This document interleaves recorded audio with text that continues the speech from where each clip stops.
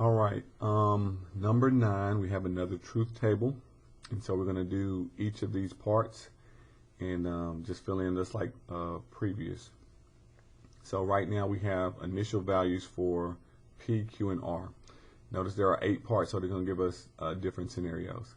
So we're going to be doing the opposite of Q. We're going to negate Q. So Q is true. Negating that would be false.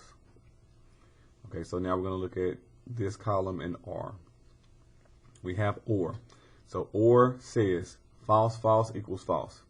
We don't have that, so that means true. And then, now that we've done that, we're going to be comparing this column with P. So we have this truth value and then OR P.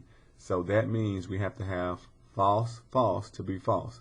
When I look at my first one, it's not false, so that automatically means this is going to be true. Like, you have to have both false, and if one of them is true, you don't even have to look at the other one. It's going to be a true statement. All right, so same scenario, just going to be changing the truth values as we go down. So negate Q, that's going to give us a false. Now we're going to be looking at the QR scenario. We're looking for false, false to be false, and we have false, false, so that means this is false. Okay, and then we're going to be looking at this column with P, and again, OR. So we have to have false, false to be false. We have a false here. Looking at P, we don't have a false there, so that means that this is true. All right, so third scenario, we're going to negate Q. We're going to go from false to true. Now we're going to look at Q in the R column. We're looking for false, false. We don't have that, so that means this is true. And then again, we have OR, so we're going to be looking for false, false. Since this one is true, okay, it doesn't matter about the other one, they're automatically going to be true. Again, we're looking for false, false when we have OR. Anytime a true pops up, the statement is true.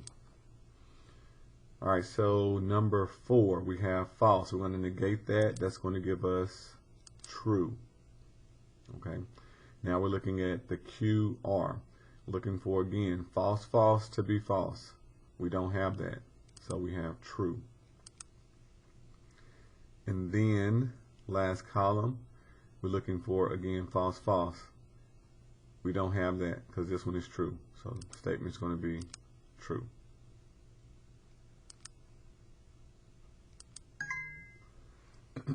All right, part 5.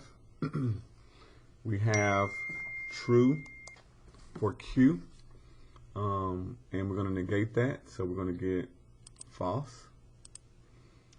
My bad, wrong one. This is going to be false. Now we're looking at Q and R, so we're looking for false, false. We don't have that, so this one is true. I was in the wrong column.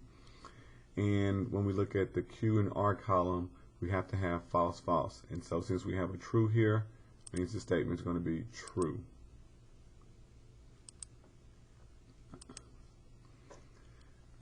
All right, so we're going to negate Q. Q is true. Negating it, it's going to be false. And then we have Q and R looking for false, false. We do have that, so this section is going to be false. And then now we're going to be comparing this column, QR, with P, looking for false, false. And again, we have it, so we get false.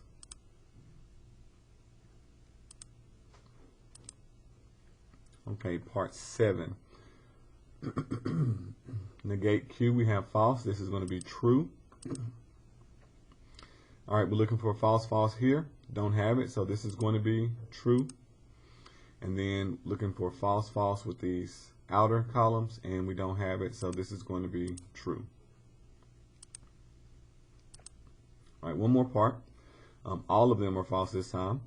However, when we negate Q, that's going to be true. We have to have false, false. We don't have it, so that means true. And then we have to have false, false on the outer columns, and we don't have that, so that means true. So that's because they're all OR.